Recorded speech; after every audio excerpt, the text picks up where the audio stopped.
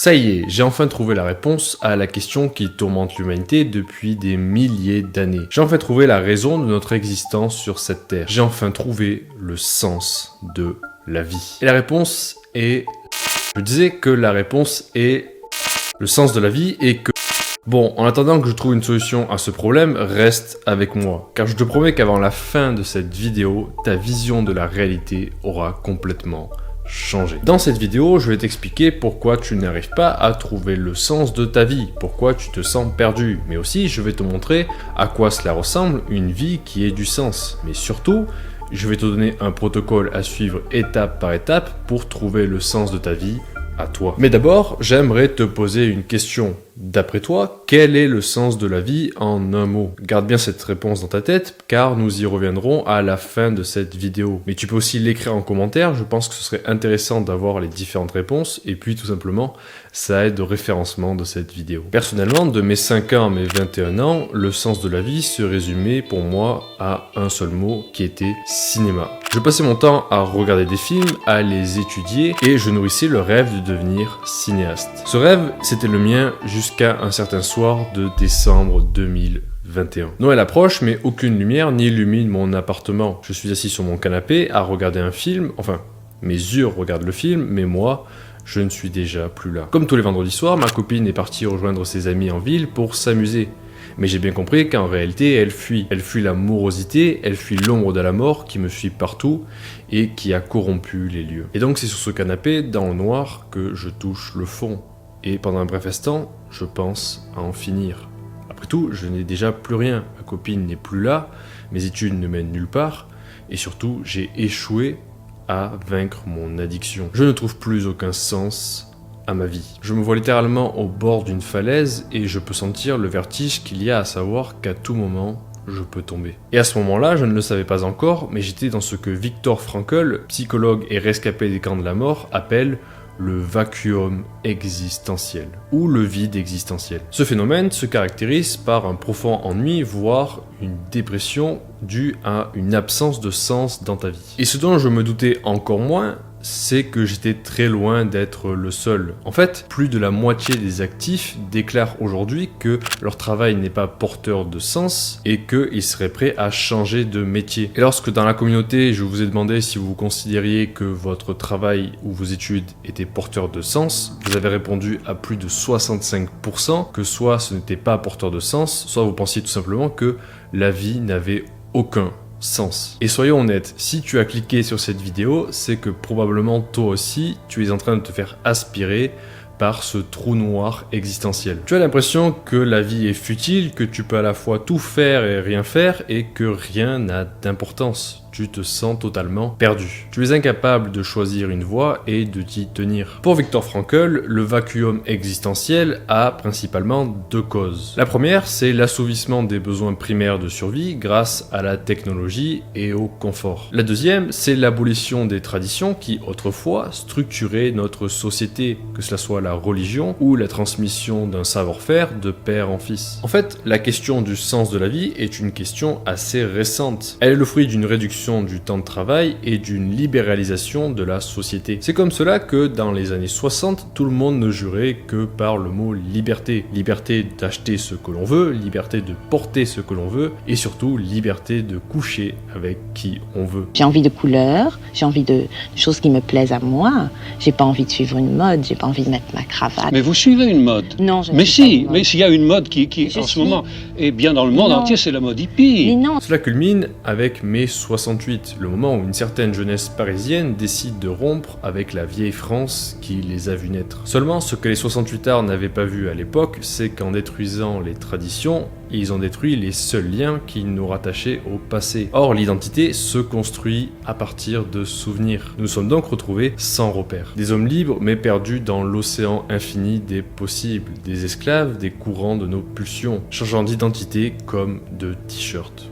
Je suis Jasmin, je suis trans et queer. Je suis pas en accord avec le genre qui m'a été assigné à la naissance, qui du coup était un genre femme. Je me reconnais pas non plus dans l'identité d'homme. Cela a mis à jour une vérité que l'on a de tout temps cherché à nier. Réduite à son essence, l'existence humaine est absurde. Ça veut dire qu'elle n'a aucun sens. C'est Sisyphe qui pousse son rocher jusqu'au sommet avant de le voir retomber tout en bas. Sauf que cette vérité, pour la plupart des gens, elle est insupportable. Parce que lorsque tu réalises que tu n'es qu'un grain de poussière dans l'univers, que tout n'est que convention et artifice, et que peu importe ce que tu fais, cela n'a aucune importance, alors il ne te reste que deux solutions. La première, que j'appelle la solution Pascal, c'est de te noyer dans les distractions pour oublier l'absurdité de ton existence. La deuxième, que j'appelle la solution Camus, c'est d'envisager le suicide.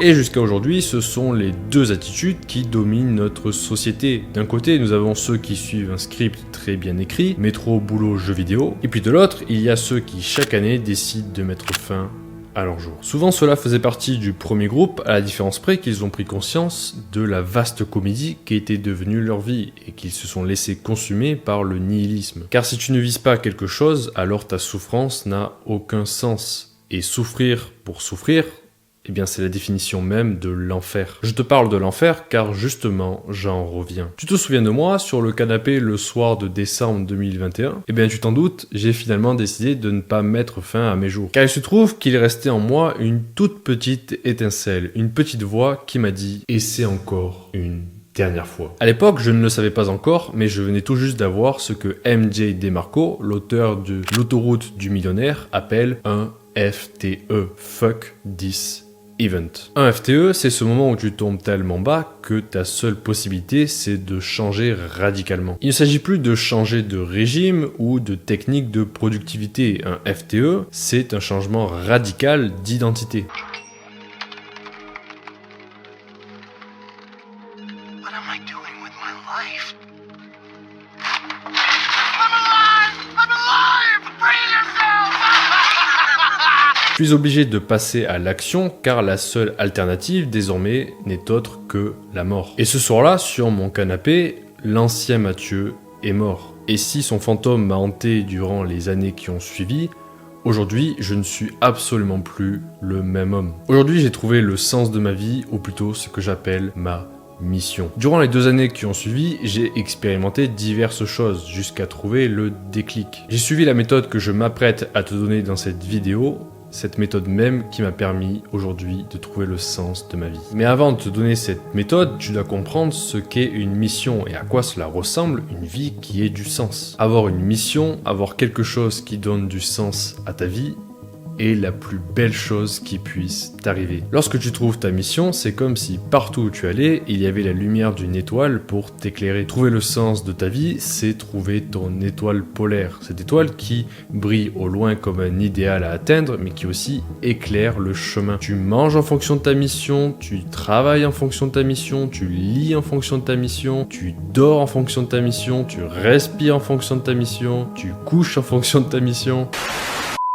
Bref, tout devient une partie d'un projet plus grand qui est celui de ta vie. Tu donnes sens à ta souffrance, tu sors de l'enfer. Et j'aimerais clarifier ici un point. Si tu penses que trouver le sens de ta vie va t'apporter la paix intérieure et l'équilibre, si tu penses que trouver le sens de ta vie va te permettre d'être heureux, dans le sens où tu n'auras plus aucun problème, eh bien je dois te dire que tu te trompes. Viktor Frankl, le même qui parlait du vacuum existentiel, a un concept qui est celui de la noodynamique. La noodynamique, c'est la tension que tu ressens lorsque tu as un idéal et que tu essaies de l'atteindre. C'est l'écart entre là où tu veux aller et là où tu es actuellement. Entre qui tu es et qui tu veux devenir. Et ce qu'il faut retenir ici, c'est le mot de tension. Trouver un sens à sa vie et poursuivre un idéal, c'est quelque chose de tout sauf paisible. À l'inverse, lorsque tu trouveras le sens de ta vie, tu ressentiras une forme de stress, une excitation qui parfois t'empêchera même de dormir. Tu te sentiras souvent insatisfait et cette insatisfaction est une très bonne chose. C'est le moteur qui te fait avancer. Car ta mission, elle commence précisément au moment où tu prends conscience que tu n'es pas à la hauteur, que tu n'exploites pas ton plein potentiel. Et toute ta vie à partir de là va se construire en fonction de cet idéal.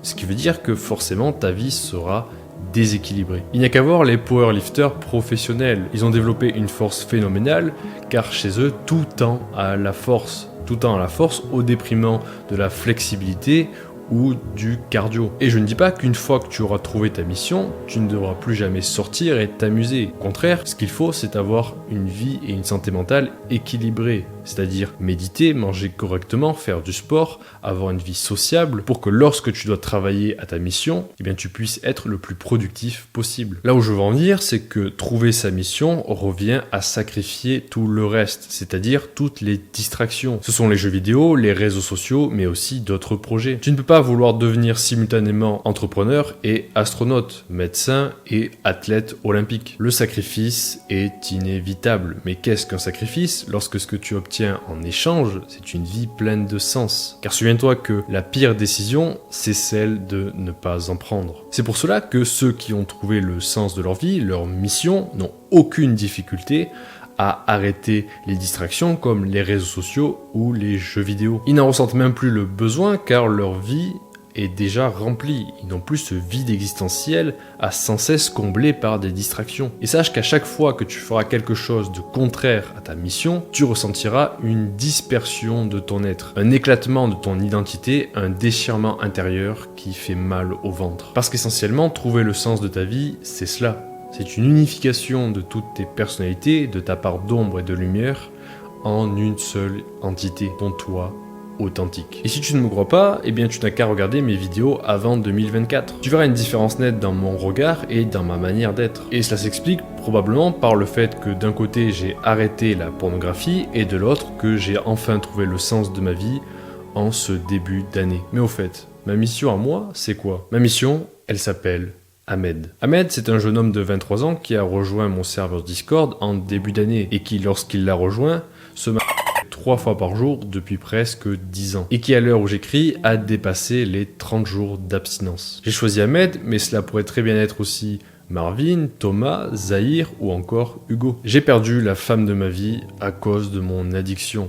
Et donc ma mission aujourd'hui, c'est d'empêcher le plus d'hommes possible de commettre les mêmes erreurs. C'est en quelque sorte ma rédemption. Et si toi aussi tu souffres d'addiction à la pornographie et que tu souhaites, comme Ahmed et tant d'autres, d'être enfin libre, alors je propose du coaching personnalisé pendant 30 jours. Pendant les 30 prochains jours, je vais te suivre tous les jours pour m'assurer que tu ne rechutes plus. Nous allons creuser ensemble la raison profonde pour laquelle tu es addict et implémenter des stratégies pour faire en sorte que plus jamais tu ne rechutes. Imagine que je sois derrière toi tous les jours, à tous les instants, pour m'assurer que tu ne fasses pas quelque chose que tu regretteras seulement 5 minutes plus tard. Et en bonus, les 10 premiers seront inscrits à ce que j'appelle la liste d'or, c'est-à-dire que tu auras accès gratuitement et à vie à tous les prochains produits que je ferai. Ça peut être une formation à 500 € ou un bootcamp à 5000. Il ne reste déjà plus que 8 places. Si cela t'intéresse, il y a un lien vers un appel gratuit en description. Les tarifs risquent d'augmenter très rapidement, alors si tu es vraiment déterminé à t'en sortir, je te conseille de passer à l'action dès maintenant. N'attends plus et va en description pour réserver ton appel. Et puis si tu rencontres d'autres obstacles dans ton développement personnel, comme des problèmes de procrastination ou tout simplement tu n'arrives pas à trouver le sens de ta vie, alors je propose aussi des appels d'1h30. C'est l'équivalent d'une thérapie, sauf que ça coûte 2 fois moins cher et que c'est 2 fois plus efficace. Pendant 1h30, nous allons discuter ensemble de ton problème et à la fin, je te proposerai un plan avec des solutions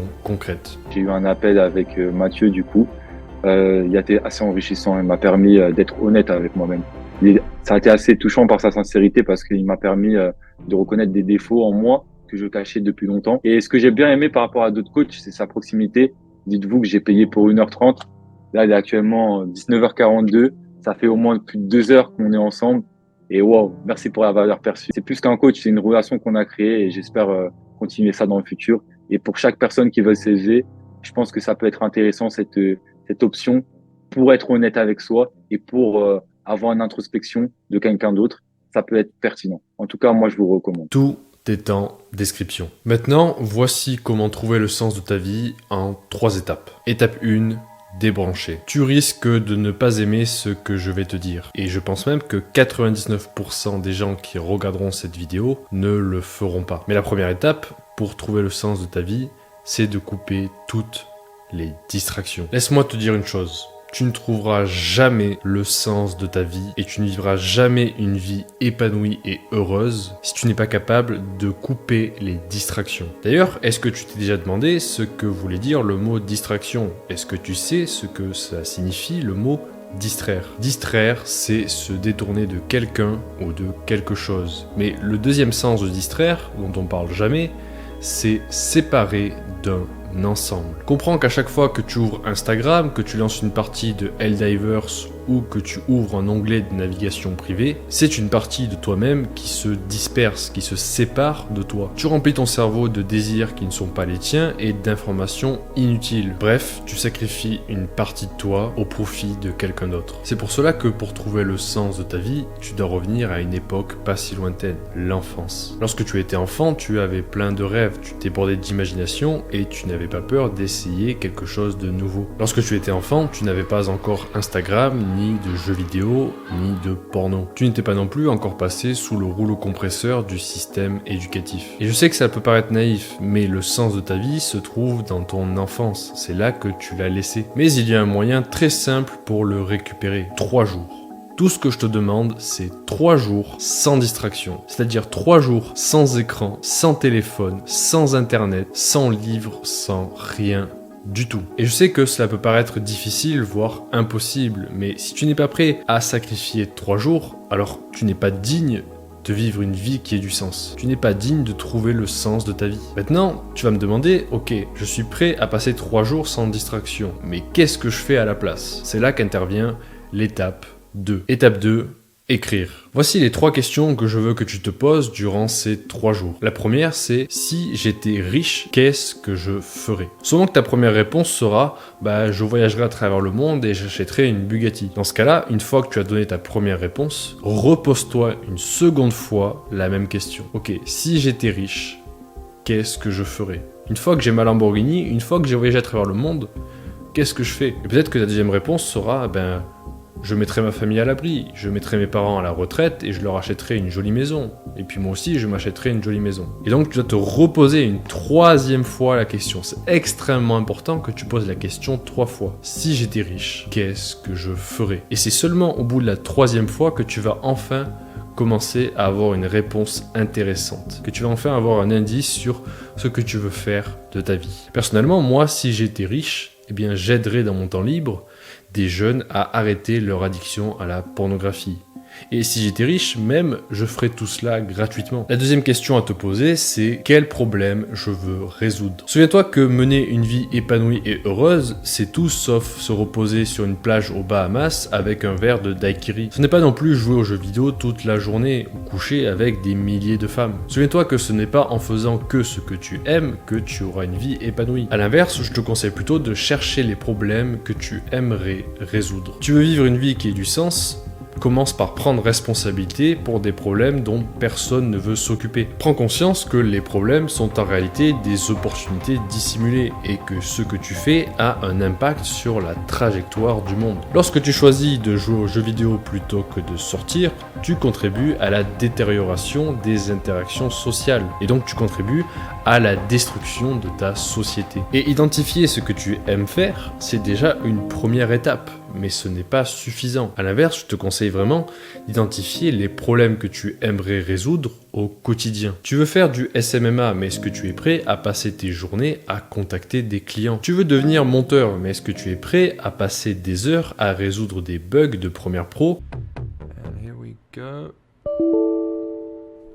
Ou encore à passer 10 heures à essayer de comprendre l'onglet Fusion de DaVinci Resolve. Parce que le véritable homme libre et épanoui, ce n'est pas celui qui fait ce qu'il veut, c'est celui qui choisit les problèmes qu'il veut résoudre. La 3e question, c'est comment je veux que l'on se souvienne de moi. Durant ces 3 jours d'isolement, si tu coupes vraiment toutes les distractions, tu vas te mettre à penser à la mort. Tu vas prendre conscience que ta vie est plus courte que tu ne le penses et que la plupart des gens sont morts bien avant d'avoir pu réaliser leurs rêves. Et donc au jour 3, lorsque tu commences à penser à la mort, tu devras te poser cette question. Si je mourais dans 5 minutes, qu'est-ce qu'on dirait à mon enterrement? Est-ce qu'on dirait de moi que j'étais un mec sympa mais qui passait son temps à jouer aux jeux vidéo? Ou est-ce qu'on dirait de moi que j'étais un homme masculin qui était assez imparfait mais qui cherchait toujours à s'améliorer et à aider les autres? Penser à la mort régulièrement, la regarder dans les yeux, te permet de distinguer ce qui est essentiel de ce qui ne l'est pas. Lorsque tu penses régulièrement à la mort, passer 1 heure à scroller sur Instagram pour regarder des Ukrainiennes secouer leurs fesses, cela devient complètement absurde. La dernière étape est d'agir, et c'est souvent là que ça coince. Le piège, c'est qu'une fois que l'on a trouvé ce que l'on veut faire de sa vie, souvent on ressent un certain vertige, une certaine panique à se dire que c'est trop grand et que c'est hors de ta portée. Lorsque j'ai décidé que j'allais aider le plus d'hommes possible à vaincre leur addiction à la pornographie, lorsque j'ai décidé de lancer cette chaîne YouTube, je me suis retrouvé face à un mur. Et sur ce mur, il y avait écrit « Comment tu vas faire ?» Et le plus j'ai attendu avant de commencer à agir, le plus ce qui était à la base ma mission, mon idéal, est devenu un monstre mental, quelque chose qui me dévorait de l'intérieur. Et donc, une fois que tu as défini ton étoile polaire, tu dois pendant un temps arrêter d'y penser. À la place, je veux que tu penses à ce que tu dois faire maintenant, à une action concrète que tu peux faire dès maintenant, et qui va commencer de manière très petite à t'orienter vers cette étoile polaire. Qu'est-ce que tu dois faire ? Par où tu dois commencer? Quelle est l'action la plus simple pour commencer à te mettre sur la bonne trajectoire? Rappelle-toi que ton but est à la fois une étoile polaire vers laquelle tendre et une lumière qui éclaire le chemin. Et le but de ces 3 jours, ce n'est pas tellement d'attendre une illumination comme si soudainement tu avais trouvé le sens de ta vie, que de déjà réapprendre à voir. Parce que jusqu'à présent, tu as passé ta vie avec un écran devant les yeux. Et donc forcément, il était impossible pour toi de voir la lumière de ton étoile. Et donc si ta vie est un chaos absolu et que tu ne sais absolument pas quoi faire, aie l'humilité de commencer par ce qui est le plus proche de toi, par ce qui est à la portée de ta main. Cela peut être de faire ton lit, de vider ta poubelle pleine de mouchoirs, d'arrêter de fumer, commencer à faire 10 pompes ou de ranger ta console au grenier. Parce qu'en réalité, la plupart des gens savent très bien ce qu'ils veulent faire de leur vie. Seulement, ils n'ont pas l'humilité nécessaire d'admettre qu'en fait, ils ne sont pas encore à la hauteur, qu'ils n'ont pas le niveau et donc qu'ils doivent commencer petit. Ils voudraient changer le monde seulement parce qu'ils ont peur d'explorer leur propre obscurité, d'admettre leurs faiblesses et que finalement ce n'est pas tellement le monde qui est à changer que eux-mêmes. Et donc si tu ne sais vraiment pas quoi faire de ta vie, tu sais au moins ce que tu devrais arrêter de faire. Et rien qu'en commençant par là, en commençant par ce que tu devrais arrêter de faire, tu vas faire d'énormes progrès. La pire erreur que tu puisses faire, c'est d'attendre d'avoir trouvé le sens définitif à ta vie pour commencer à vivre. En réalité, ton but ne va cesser de progresser et de se transformer au fur et à mesure que tu avanceras. De mes 5 ans à mes 21 ans, j'ai été persuadé que le sens de ma vie, c'était de devenir cinéaste. Alors j'ai appris la vidéo, j'ai appris l'écriture, j'ai appris le montage, et même si aujourd'hui ce n'est plus le sens de ma vie, reste que cela continue à me servir. C'est comme si le cinéma n'avait été que la première étape, n'avait été que la première couche d'un but plus profond. Et probablement que YouTube n'est qu'une autre couche, à un but encore plus profond que je n'ai pas encore découvert. Mais savoir que ton but n'est pas définitif et que ce n'est qu'une étoile vers laquelle tendre, c'est libérateur. Parce que soudainement, tu n'as plus à attendre d'être prêt pour agir. Et surtout, tu approches la vie avec beaucoup plus de légèreté. Tu sais que c'est qu'une étape, mais ça suffit pour donner sens à ta vie. Et tu te souviens, au tout début de cette vidéo, lorsque je t'ai demandé de noter en commentaire quel est d'après toi le mot qui résume le sens de la vie, il se trouve que j'ai réparé le bug. J'ai enfin trouvé la raison de notre existence sur cette terre. J'ai enfin trouvé le sens de la vie. Et la réponse est la révolte. L'une des seules positions philosophiques cohérentes, c'est ainsi la révolte. Elle est un confrontement perpétuel de l'homme et de sa propre obscurité. Car en réalité, ce n'est pas la vie qui a un sens, mais toi qui lui en donne un. C'est toi qui décides que malgré l'absurdité de la vie, tu vas quand même te battre. Tu vas quand même essayer de poursuivre quelque chose qui est de la valeur à tes yeux. La lutte elle-même vers les sommets suffit à remplir un cœur d'homme. Il faut imaginer Sisyphe. Trouver et poursuivre ta mission est probablement la chose la plus masculine que tu puisses faire. Un homme qui a une mission gagne immédiatement en valeur auprès des yeux d'une femme. Et je sais que cela peut paraître terrifiant de soudainement prendre responsabilité sur ta vie, voire celle des autres. Je sais que cela peut être terrifiant de se dire que si tu échoues, il y aura de vraies conséquences. Mais sache déjà une chose, c'est que tu vas bel et bien échouer. Et probablement que durant toute cette vidéo, tu t'es trouvé des excuses. Ton cerveau a produit des arguments pour te dire que non, tu pouvais trouver ta mission et continuer de jouer aux jeux vidéo. Mais sache que il n'y a pas d'alternative. Car si tu ne sais pas ce que tu veux faire de ta vie, sache que quelqu'un d'autre se chargera de te trouver une fonction. La seule vie qui mérite d'être vécue est celle dans laquelle tu poursuis un idéal. Tu n'as qu'une seule vie, alors commence dès maintenant à vivre, ou bientôt il sera trop tard. Maintenant, même en ayant trouvé ta mission, reste que nous vivons dans une société de distraction, dans un capitalisme limbique. Et donc, même en ayant ton étoile polaire, tu vas rencontrer de nombreuses distractions, de nombreuses autres étoiles qui vont se proposer à toi. Et ça va être extrêmement difficile de rester concentré. Tu as regardé cette vidéo jusqu'à la fin et cela montre à quel point tu es déterminé à trouver le sens de ta vie, à quel point tu es déterminé à arrêter de perdre ton temps avec des distractions inutiles. Mais une fois que cette vidéo sera terminée, YouTube va te proposer quantité d'autres vidéos. Et c'est là que la vraie difficulté va commencer. Tu vas vite comprendre qu'il ne suffit pas de trouver une fois pour toutes sa mission, mais qu'il faut aussi s'assurer tous les jours de rester sur les rails. Et donc tu auras besoin de faire preuve de discipline. Seulement, il y a de fortes chances pour que tu ne comprennes pas comment fonctionne la discipline. C'est pour cela que je te laisse avec ma vidéo sur le sujet. Salut Mathieu, ça va ou quoi? Ouais, je t'envoie ce petit message pour te dire merci. En tout cas, merci pour ce coaching. Il m'a été d'une grande aide. Tu peux pas t'imaginer. Moi, ça m'a fait beaucoup de bien. Je pense que même mon entourage, ils peuvent le ressentir. Honnêtement, moi personnellement, j'avais jamais fait trop de coaching. J'y croyais pas tellement et puis voilà, tu m'as tellement aidé. Merci encore pour ce que t'as fait. Ça fait plaisir.